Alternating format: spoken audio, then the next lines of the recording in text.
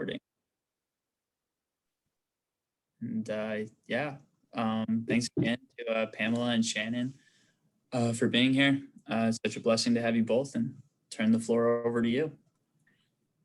And we just want to welcome Shannon Kessner. She is the Tribal Liaison and Outreach Coordinator for the Commissioner's Office of Minnesota Department of Agriculture. And she's going to be sharing about her Indigenous Farmers Collaborative. And I think it's a model that can be applied to any community that you're working in. And we just want to welcome you, Shannon, and we're happy to have you. I'm honored to be here. Thank you so much, Pamela, for connecting me with this group. And so with that, I guess I'll just begin.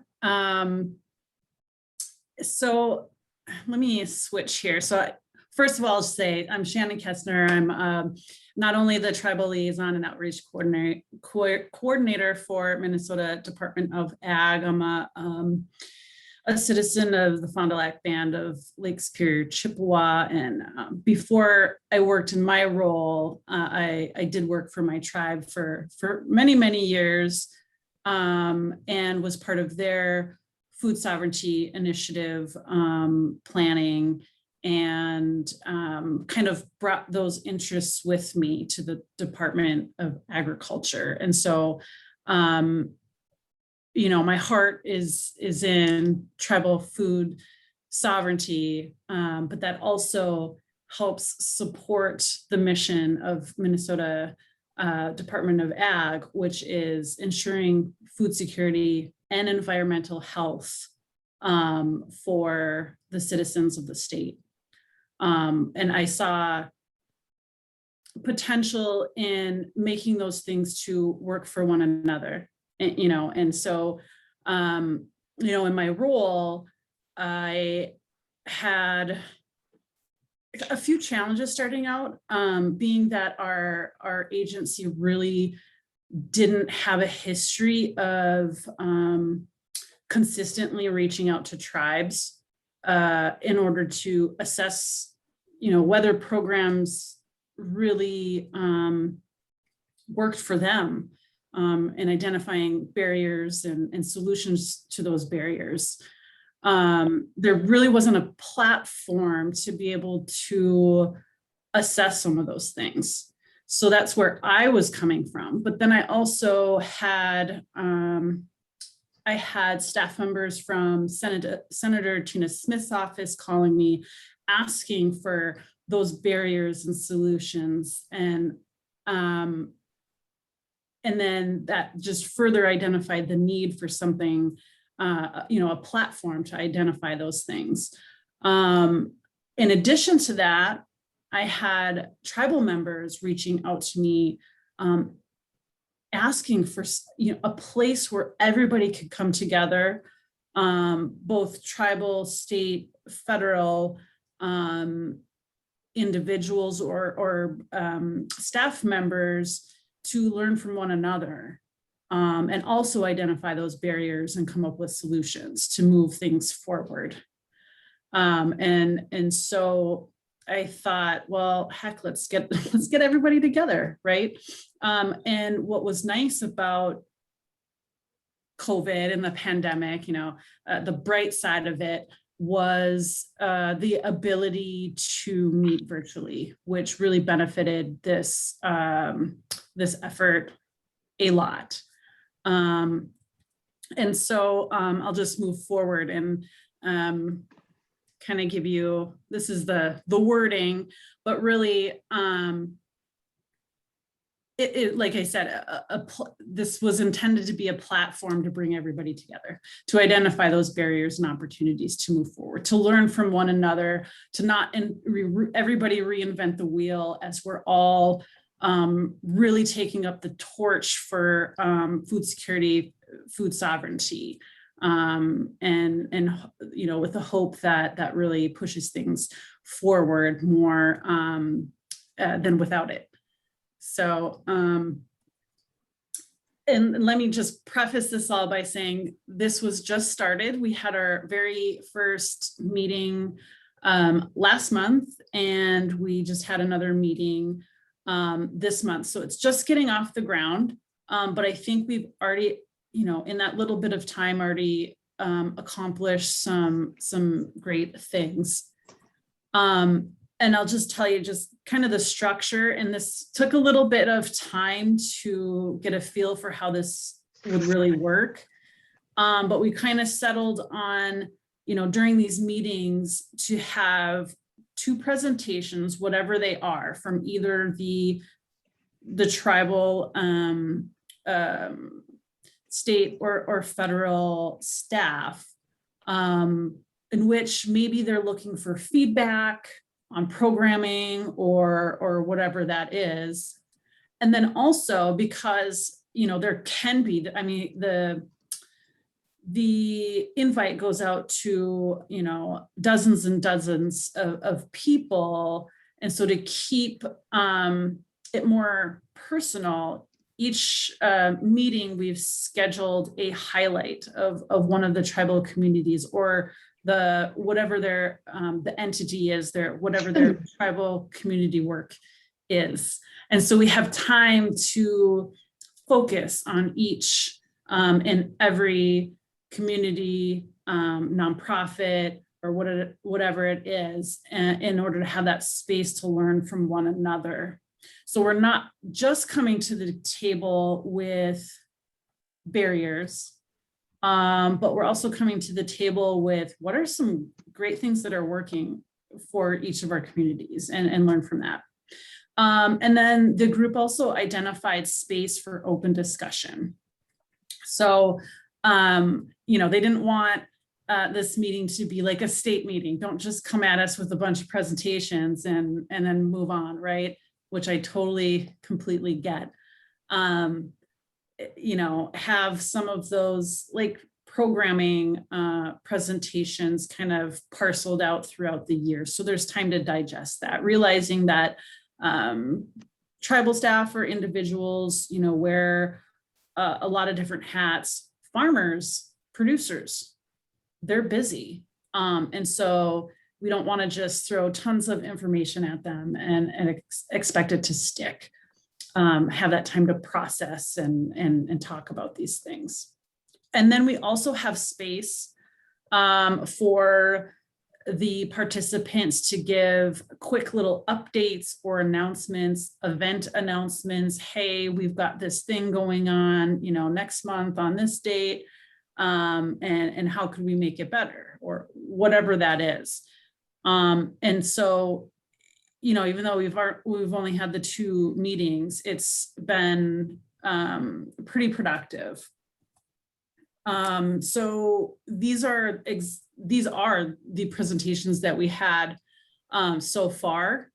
And I think they're really, some of the projects that people are working on are pretty amazing. Some of them are actually getting to that point of exploring what the barriers and opportunities and solutions are.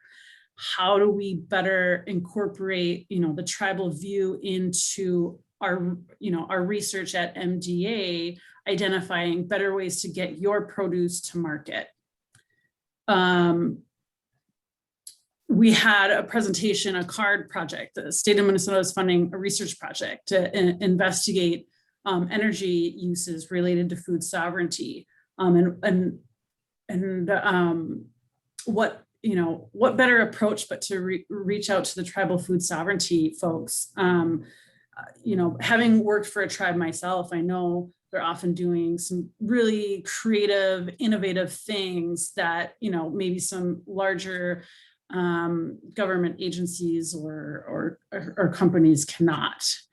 And so capturing some of that, making those connections with the different tribes to be able to capture that information in order for our state programs,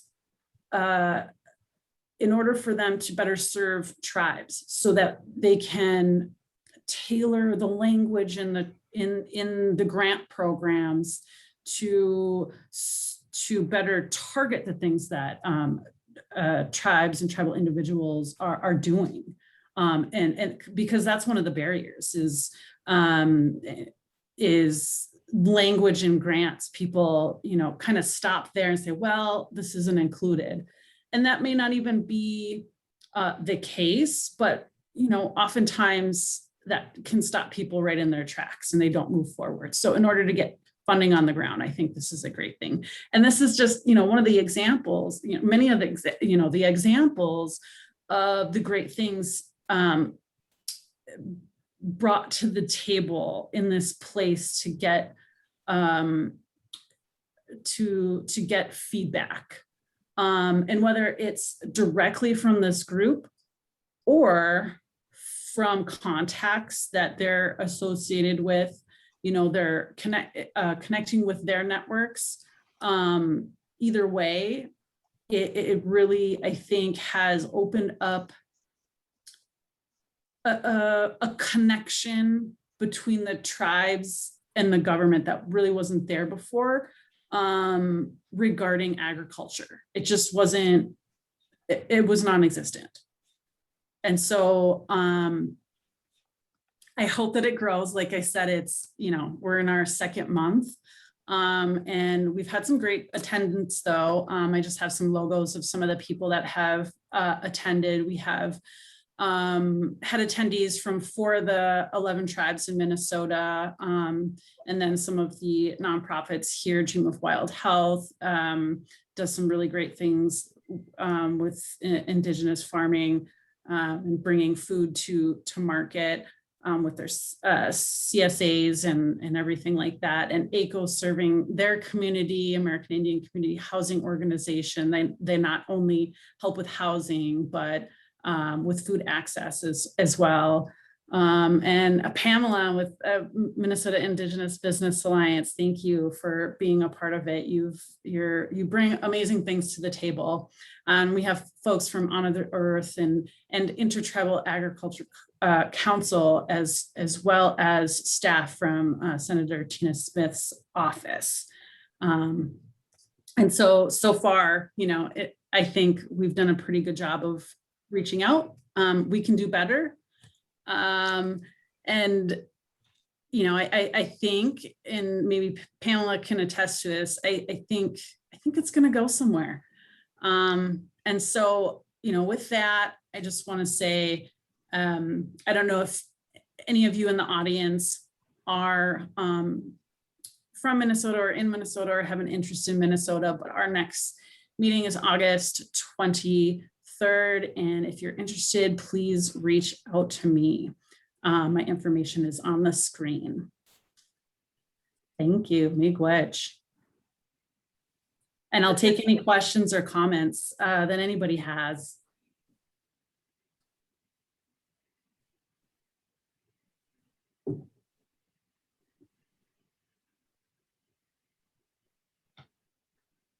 I have a question, Shannon. When you started reaching out to the farmers, how did you organize? Because there was a lot of people on that call. And I looked at the email list and I recognized a lot of those names in different parts of the state. How did you get them? How did you get the Indigenous farmers to get engaged? Well, I think it helped that they directly contacted me and asked me to do this. Okay. So having the buy-in from the community members, the farmers themselves, really, really helped. And then also having, some connections with ACO and, somebody from regional RSDP, which is a regional sustainable development partnership group through the University of Minnesota Extension, who is a Voice for It member. So networking, I had a relationship with her. She felt comfortable reaching out to me. And it just kind of snowballed from there. Yeah, I think the networking aspect was really important. And like I said, having that buy-in from the producers themselves. I mean, I couldn't have made it happen without them. I had thought of doing this before they had reached out. but was really hesitant because I didn't know that I had established that buy-in yet. I didn't want to just go out there and say, hey, come on down. Let's throw some information at you. Are you ready for this? They were really asking for it. And that, I think that was the really important piece. How do you recreate that somewhere else? I don't know. I think in Minnesota, it's really helped. There's been a very, big movement to incorporate tribal individuals into a lot of these state positions and agencies and incorporate their voice into many things. And what really pushed that forward was having, our Lieutenant Governor, Peggy Flanagan, a tribal member. So I don't have any advice there, Pamela. I think we're really lucky here in Minnesota. Does that mean it can't happen somewhere else? No, but it might take a little bit of work and relationship building. I think that's the important part and piece of why it's important to have tribal members as the tribal liaisons in these agencies, is because they already have relationships with at least their own tribe. Yeah. But it certainly, will make other tribal members feel more comfortable in reaching out to you and establishing that relationship. It's so much different than a non-native reaching out to them.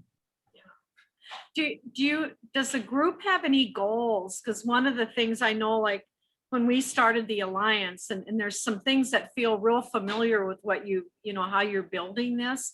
Are you guys going to eventually build and identify all of our farmer producers and value-added Indigenous in the state? Is that one of the goals of the group? Although I would like that to be a goal, we have barriers in statute to collecting demographic information. Okay. So, but I think that it's a platform though, where somebody else could pick up the torch and establish that. Okay. I forgot about those state government things that kind of get in your way and put a wrench in stuff sometimes. But if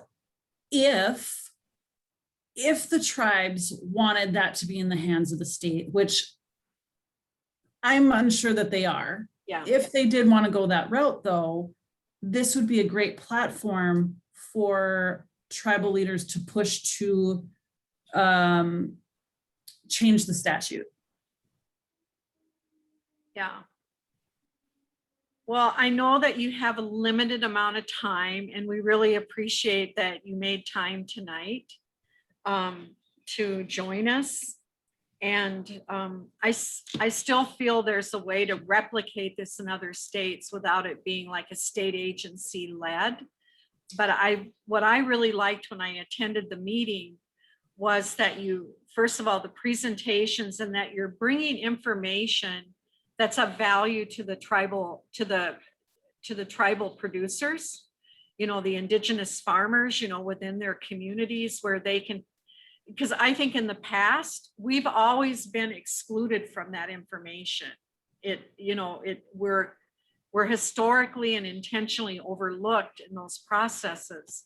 And so that this information is being shared and people are being engaged, and they're being told about it, because most of the times we find out about these things like the day the grants due, through the state. So I could see where partnerships like Charlotte, who works with the Cooperative Development Center, and Justin, and he's got Native staff that are working in their communities, and how they could start kind of connecting people, and even farmers of color, bringing them together to unify a voice.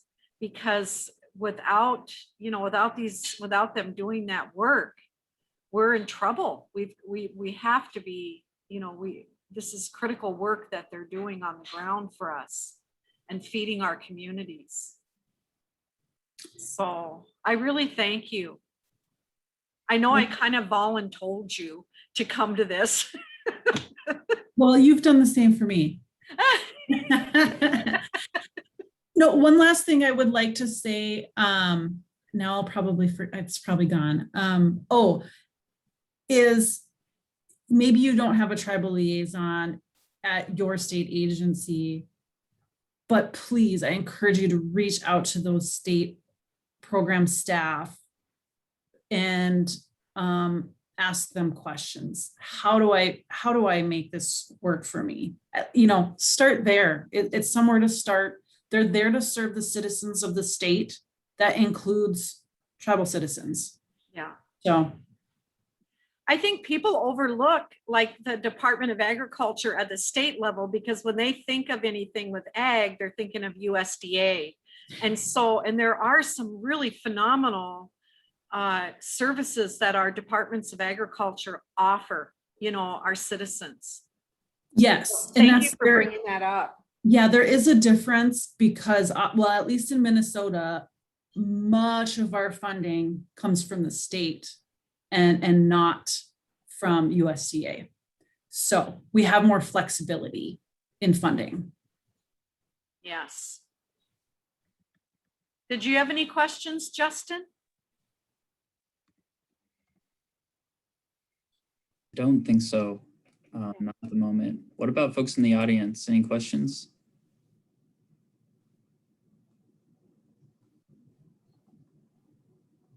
No. No real question. I just really commend you on the pulling everybody together. And I think it's an excellent example of when you can pull different groups together to make a difference. And you are obviously respected and are the right person to do that. So thanks for sharing this. Oh, thank you. I really appreciate that. And I'm honored to be in that position. And it's, people like Pamela that help. And so I appreciate it. Well, thank you, Shannon. You have a lovely evening. You Thank you too. so much, Shannon. Thanks for having me.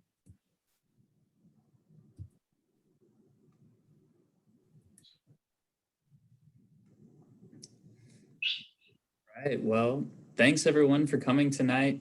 Looks like folks are jumping off, but I don't know, Pamela, just want to mention that we'll make sure to send out some emails, but we are planning to do some more workshops in August with artist cooperatives.